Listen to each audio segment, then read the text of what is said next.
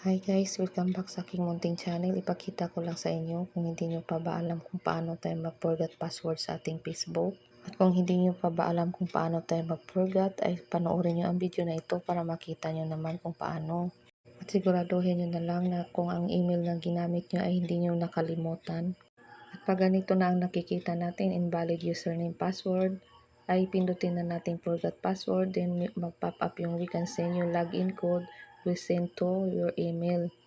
At doon natin hanapin sa ating email, siguraduhin lang natin na yung email na nagamit natin dito ay hindi natin makalimutan. At puntahan lang natin ang ating email para i-check natin ang code at i-paste natin dito. Hanapin nyo lang ang Gmail account nyo at i-open natin. At dito natin hanapin at kopyahin para i-paste doon sa ating forgot password na dito natin makikita si Facebook ay nag-send sa atin ng code. At ito na nga po ang code ay i-paste natin doon. At i-open lang natin para makopya natin ang code. Then, i-hold lang natin yung ating screen tapos makikita na natin. At pagkatapos natin ma-hold ang screen ay makikita na natin na nag-pop up na yung copy tapos kopyahin lang natin. At pwede din tayo mag-recover dito sa ibaba, may nakikita tayong change password, pindutin lang natin yan at mag-direct na doon. Pero sa akin kasi ay naka-open na yun, naka-ready na yung lalagyan ng code. At balik tayo dito at i-paste natin ang code dito para i-continue na natin. Pindutin na lang ang continue.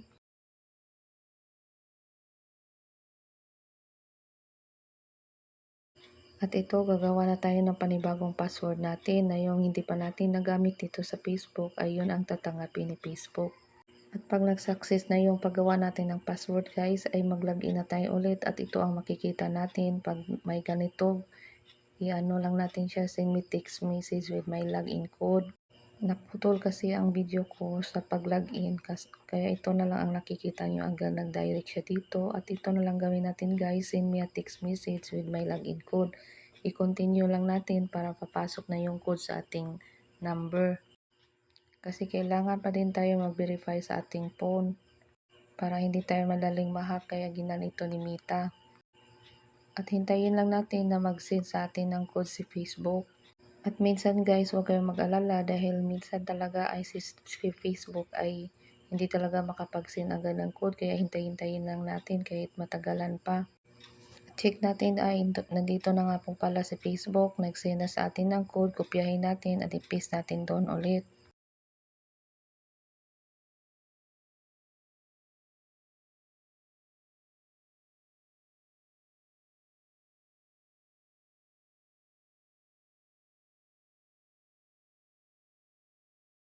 At i-paste natin dito ang ating code na nakuha natin sa ating number. At pagkatapos kung okay na yung number ay i-submit code na natin, i-tap na natin itong submit code.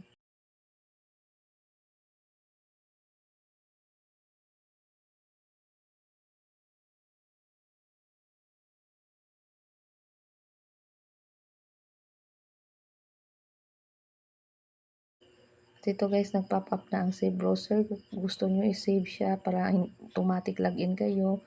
Kung ayaw nyo, don't save. Depende na sa inyo kung ano ang gusto nyo.